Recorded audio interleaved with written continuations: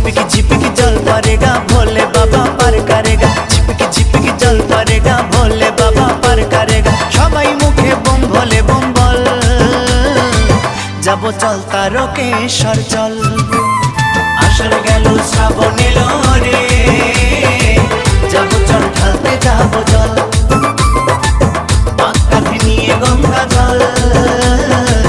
जाबो चल तारकेश्वर चल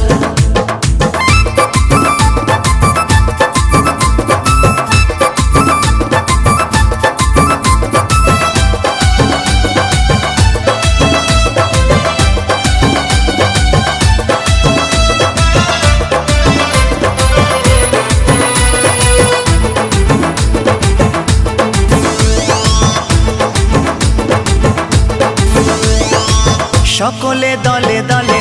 एकसाथे हेঁটে যাব